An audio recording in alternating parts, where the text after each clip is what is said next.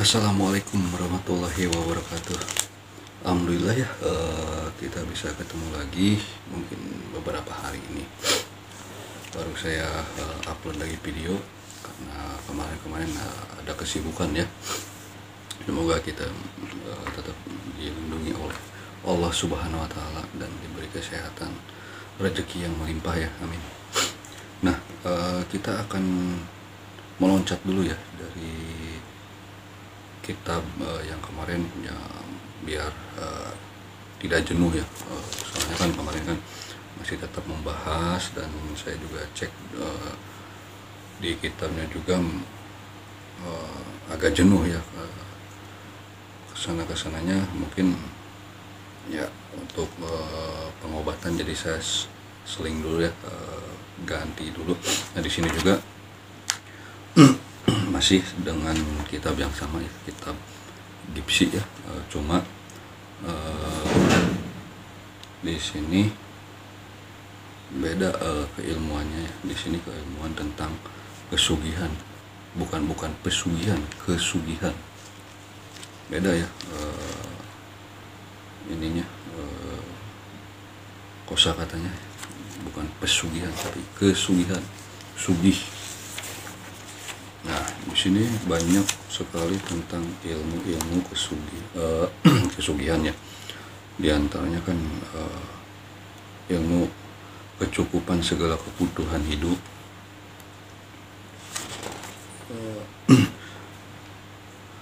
ajian mencari rezeki,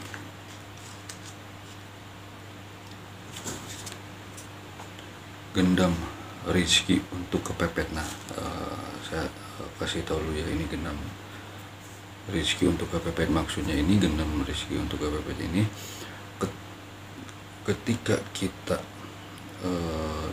berpergian dan uang kita habis, kita bingung,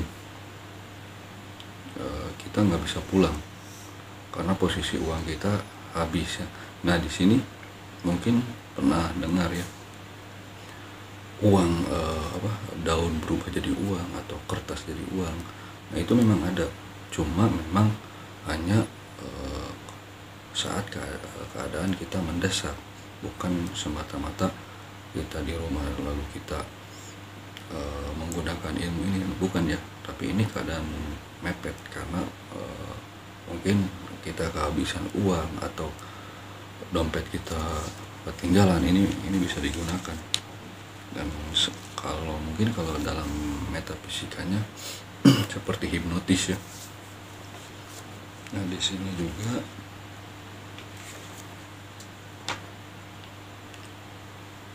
memudahkan rezeki semua arah untuk orang kepepet.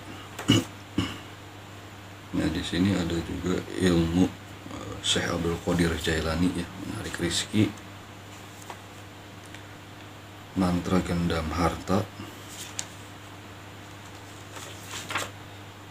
gendam harta benda, semua kenikmatan, masih banyak lagi ya di sini.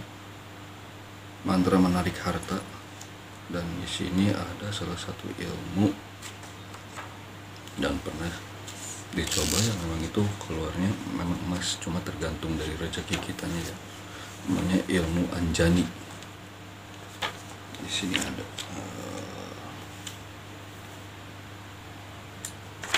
ilmu anjani, terus ada salam akuru,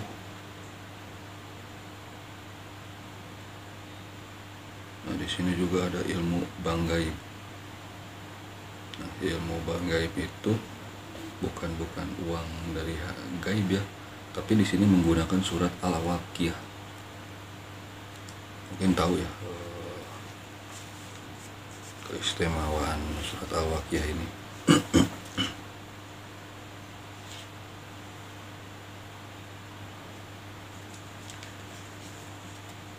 Nah ini ilmu jin anjani putih.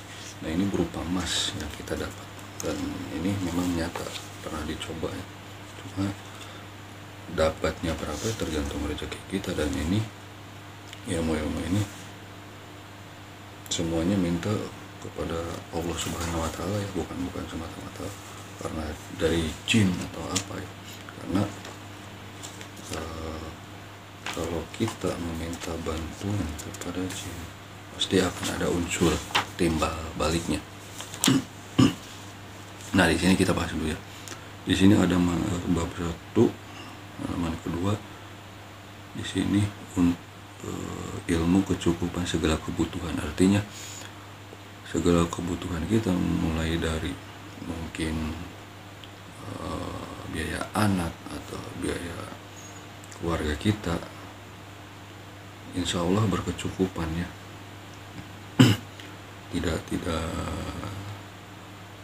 tidak lebih, tidak kurang, yang jelas cukup untuk makan, cukup untuk biaya anak, cukup untuk membayar hutang atau apa ya. Nah, di sini mantra ini khusus orang-orang yang susah mencari kebutuhan hidup, selalu tidak berkecukupan. Kadang ada jalan rezeki yang mudah tapi kemudian sering sekali sulit, selalu sial, seolah untuk tidak ada jalan yang terang urusan rezeki, seakan tertutup semua jalan yang berkaitan dengan rezeki. Nah, inilah salah satunya jalan rezeki yang sering diamalkan oleh nenek moyang kita dahulu.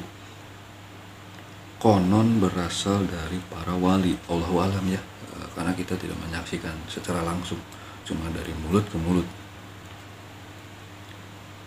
Dari para wali songo sebagai kekasih Allah Subhanahu wa Ta'ala, yang hidupnya jadi panutan semua umat manusia. Adapun ideologi dan suku bangsanya untuk bahagia dunia akhirat. Nah, di sini juga kita mewajibkan puasa biasa ya selama 40 hari atau 1 bulan lebih ya. Dan di sini tidak boleh putus. Artinya selama 40 hari itu kita harus benar-benar tamat puasanya. Nah,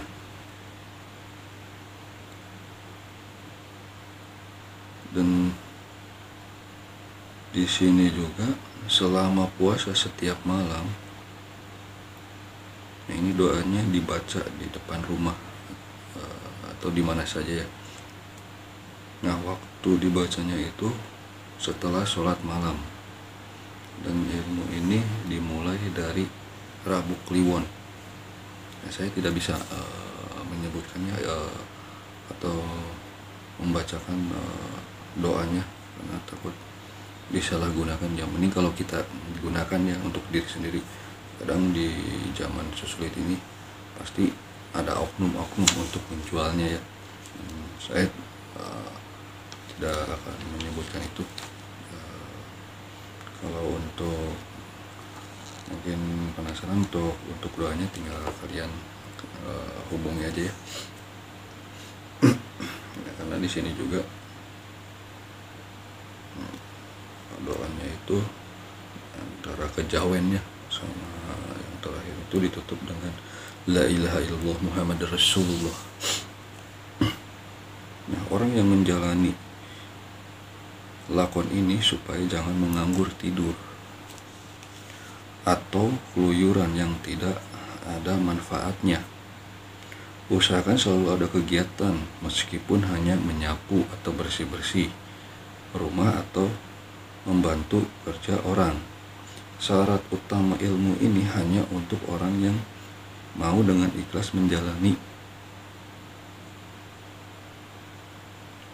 aturan agama ya, sehingga belum menjalani ijazah mantra ini dianjurkan untuk membedah diri dalam agama supaya nantinya membantu keberhasilan bukan jin atau setan tapi malaikat. Karena keberhasilan seseorang jika dibantu oleh jin atau setan itu akan ditagih di akhirat kelak. Artinya ada hisabnya nanti di akhiratnya, pertanggungjawaban.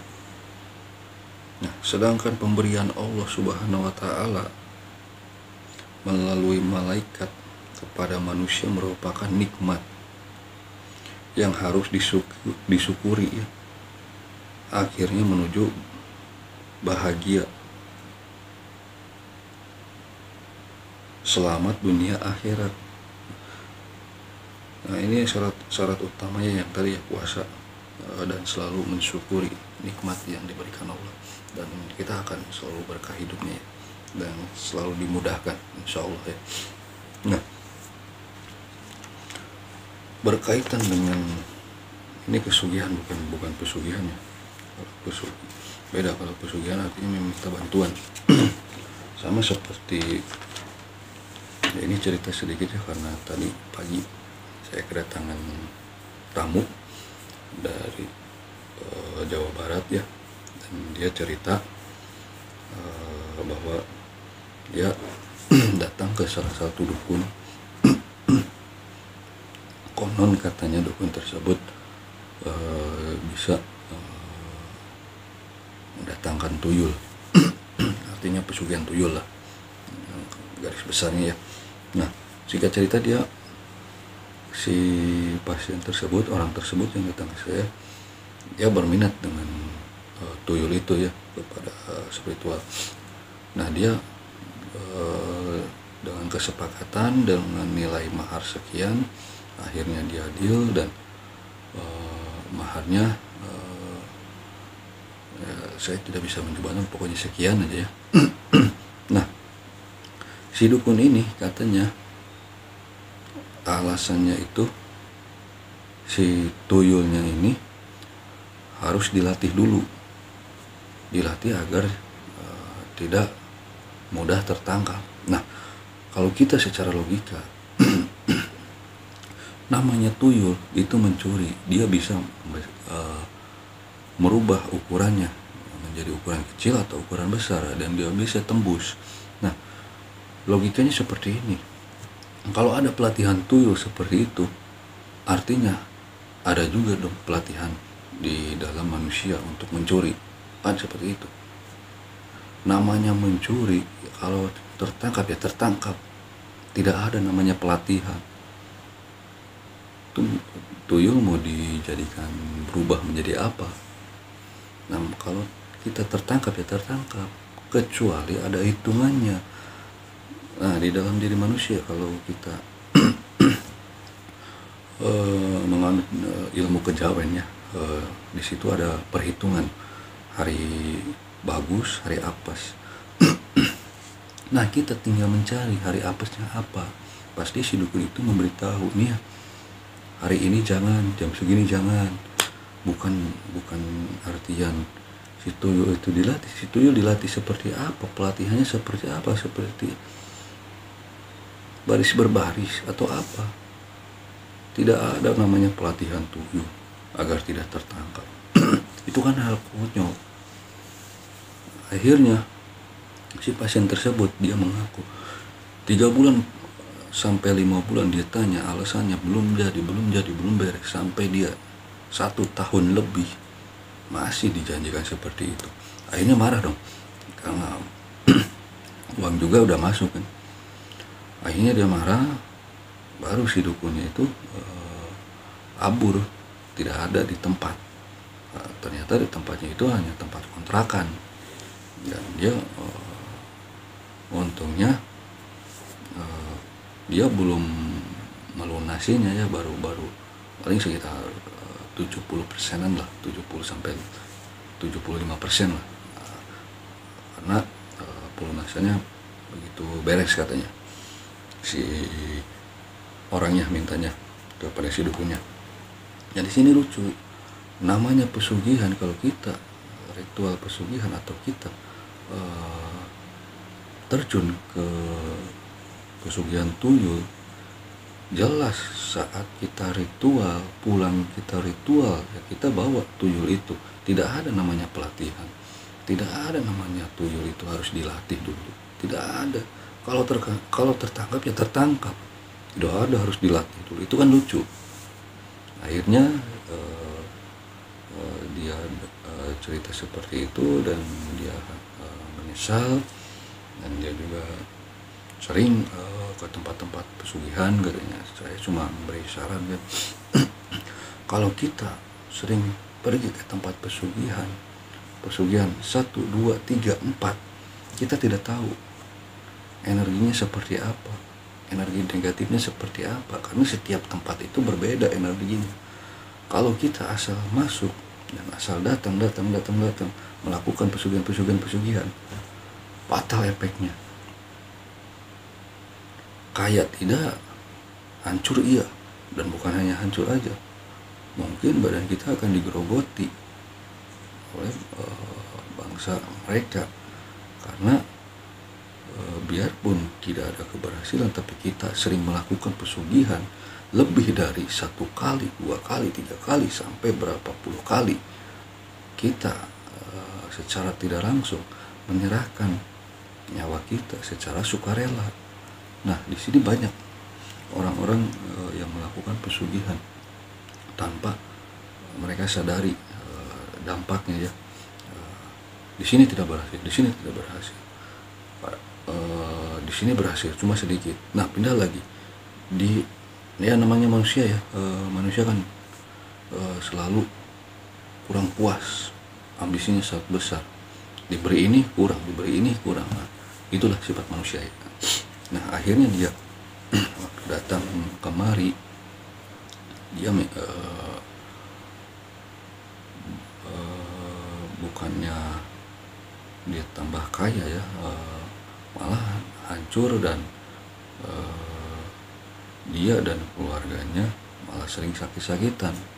Dan sering sakit-sakitannya itu aneh, karena dari pihak medis cek keseluruhan sampai ronsen itu normal.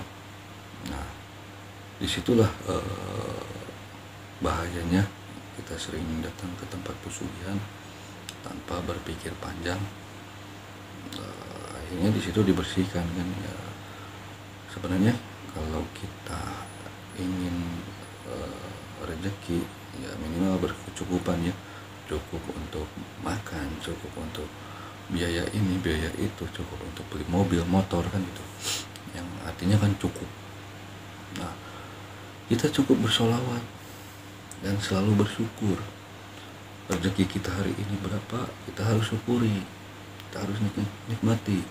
Karena kalau kita sering bersyukur, insya Allah lambat laun kita akan naik.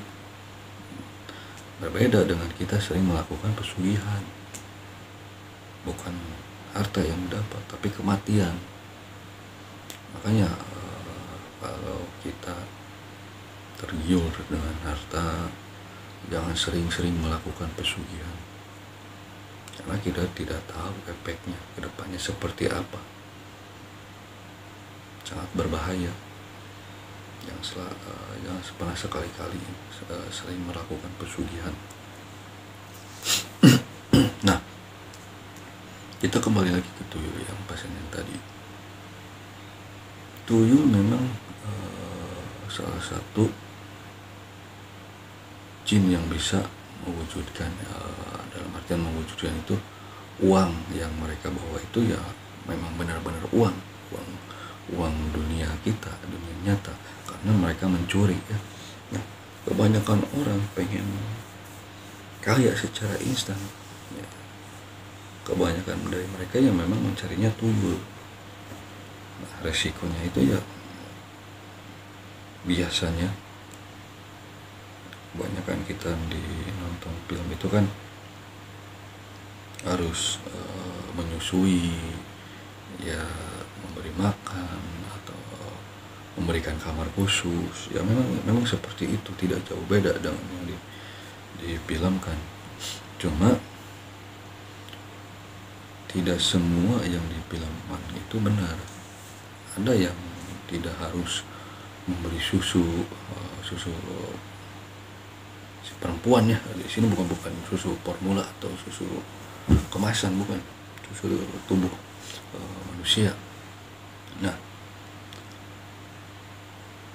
orang yang memelihara tuyul ini, dia akan secara tidak sengaja saat dia komunikasi dengan si tuyulnya itu di tempat umum. Karena saya pernah kejadiannya, mungkin dia kelupaan, karena mereka itu ya anak kecil, seolah-olah kita berbicara dengan anak kita sendiri. Nah, kita tidak sadar kita berbicara dengan si tuyul itu di tempat umum. Artinya dia memelihara tuyul itu ketahuan oleh orang lain. Nah, maka dari itu tidak ada yang namanya pelatihan tuyul, tidak ada namanya tuyul dilatih agar bisa menjadi Power Ranger atau apa. Tidak ada itu. Itu konyol, lelucon, lucu gitu. Nah, tuyul ini biasanya joroknya orang, makanya sering ketangkap. Si pemilik tuyul ini melakukan aksinya di lingkungannya, di lingkungan sekitar rumah mereka, ditambah mereka tidak memiliki usaha. Nah, secara tidak langsung kita telah membongkar kita memelihara tuyul.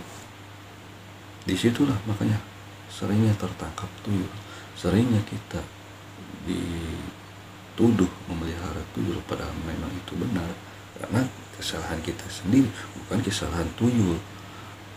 Tuyul ditangkap itu dia bisa meloloskan diri atau dia langsung berurusan dengan si kuncennya, karena si kuncen akan tahu kalau tuyulnya tertangkap. Biarpun tuyulnya di mana jauh dari kuncen, itu kuncen akan tahu karena ada satu ikatan dengan si kuncen. Karena tuyul itu juga kan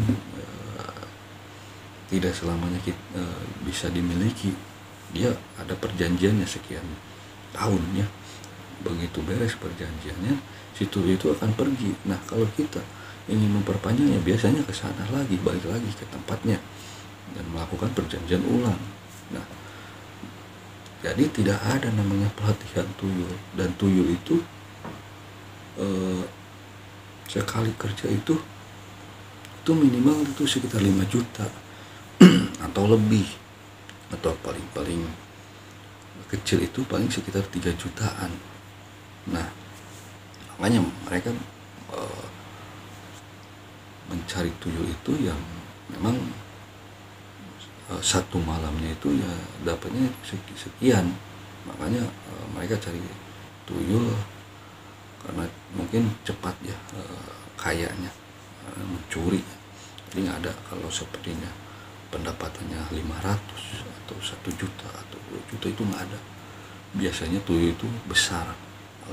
Kalau pendapatan tuyul kecil itu lebih baik kalian usaha dan berdoa daripada kalian membuang-buang uang tapi tuyulnya hanya satu malam cuma dapat 500 atau 1 juta. Lebih baik usaha. Mahal tuyul lebih baik pakai modal usaha, karena percuma kita melihara tuyul pendapatannya sekian, belum lagi ketahuan, belum lagi kita dosanya apa, nggak kaya. Nah, dari itu jangan pernah sekali-kali melakukan seperti itu. Carilah yang memang benar-benar aman, bersolawat, meminta kepada Allah. Memang lama karena Allah tidak langsung menurunkan, pasti akan mengujinya dulu seberapa kuat nih kita diuji oleh Allah. Kalau kita kuat dan lolos, insya Allah kebahagiaan akan selalu kita dapatkan. Dalam artian kita perih dulu, kita sakit dulu. Nah, tidak akan selamanya kita sakit, pasti akan ada sembuhnya. Nah, begitu juga dengan ujian Allah, tidak akan selamanya Allah selalu memuji kita, tidak akan selamanya Allah akan memuji hambanya. Pasti akan diberi kebahagiaan, tinggal tergantung kitanya sabar tidak melakoni itunya. Kalau kita tidak sabar, ya jelas kita akan terjerumus. Kalau kita sabar, jelas Allah akan memberikan nikmatnya. Nah, tinggal itu aja, kita tinggal berpikir mana yang akan kita tempuh, jalur A atau jalur B gitu. Dan sekali lagi saya ingatkan, Kalau kita memelihara tuyul, lebih baik kita aja yang mencuri. Toh sama saja mencuri, toh sama saja ketahuan. Jadi lebih baik pikirkan lagi. Apalagi timbal baliknya ya, nantinya pasti ada timbal baliknya. Belum tidak di dunia ini, dunia keabadian pasti ada timbal baliknya. Nah, jadi kalian tinggal pikir-pikir dulu sebelum melangkah, apakah siap dengan resikonya. Lebih baik miskin di dunia daripada kita tersiksa di sana, di alam keabadian. Nah, jadi saya ingatkan lagi, berpikirlah sebelum melangkah, dan ceklah sebelum melangkah ke dukun. Karena di dunia ini, di dunia sulit ini, pasti ada oknum yang memanfaatkan dengan situasi kita yang memang benar-benar tidak bisa pikir, benar-benar gelap mata, gelap pikiran. Kita hanya bisa berpikir hanya satu arah, padahal kita bisa berpikir ke semua arah. Nah, lebih baik kalau setiap ada masalah, tinggal pikirkan secara baik-baik, pikirkan dengan kepala dingin, dan tenangkan hati dan pikiran agar kita tidak salah jalan. Nah, itu ya pembelajaran kita, agar kita selalu berpikir sebelum bertindak. Karena ini juga pas kebetulan tadi pagi ya, saya tidak akan menyebutkan namanya pasien itu, dan ini juga pembelajaran buat kita. Kalau kalian memang benar-benar udah nekat dan udah siap dengan konsekuensinya, kalian ingin ke jalur seperti itu, ya tinggal silakan. Karena tidak ada hak juga buat saya untuk melarang, karena semua kembali lagi kepada diri kita. Hanya mengingatkan, memberitahu, semua ya kembali kepada diri kita. Kita tidak bisa memaksakan kehendak orang lain, karena Allah pun tidak akan memaksakan hambanya. Dia kuat iman, ya dia akan jalan lurus. Kalau dia kurang imannya, ya dia belok. Ya, begitu aja. Nah, pembelajaran lagi buat kita ya, itu salah satu pengalaman tadi pagi, karena saya kedatangan tamu saudara dari jauh, dan beliau cerita begitu, ya kaget juga dan heran juga. Ya pas cerita juga ya pengen ketawa, cuma kan nggak enak ya, posisi dia kan garis besarnya kan kena tipu lah, karena tuyul dilatih.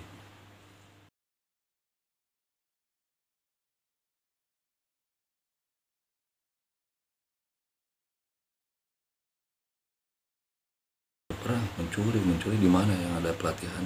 Enggak gitu. Secara logika kita paham. Kalau tidak bisa berpikir itu, berarti logikanya tidak jalan, cara berpikirnya tidak jalan, tapi buntu di situ. Karena yang saya sebutkan tadi, karena gelap mata, pikiran, tidak bisa berpikir jauh. Nah, jadi segala sesuatu dipikirkan baik-baik secara matang, dipikirkan baik-baik sebelum melangkah. Karena namanya ya, mungkin ada pesugihan yang mungkin jalur Islam atau apa, mungkin ada dari ayat-ayat Allah ya, seperti surat Al-Waqiah, sholawat. Itu sholawat bisa untuk menarik rezeki itu ya, karena ada di kitab juga ada bersholawat. Banyaklah di setiap agama pasti ada untuk mencari kekayaannya, untuk keberkahan, meminta langsung kepada Allah atau Tuhan agama kita. Tinggal kitanya saja mampu tidak melewati ujian itu, tinggal seperti itu. Dan kalau kita mampu, ya kita akan diberi kenikmatan. Kalau kita tidak mampu, ya ujian terus sampai kita mampu. Walaupun kita diberi sesuatu kebahagiaan, pasti hanya sebentar, dan itu akan langsung turun lagi. Nah, seperti itu ya. Jadi pesan saya, selalu berpikir dan jangan pernah gelap mata, gelap pikiran, karena setiap masalah pasti akan ada jalan keluarnya. Setiap sakit pasti ada obatnya. Tidak mungkin Allah memberikan ujian tanpa memberikan kebahagiaan. Tidak mungkin Allah memberikan sakit tanpa memberikan obatnya. Itu pesan saya ya.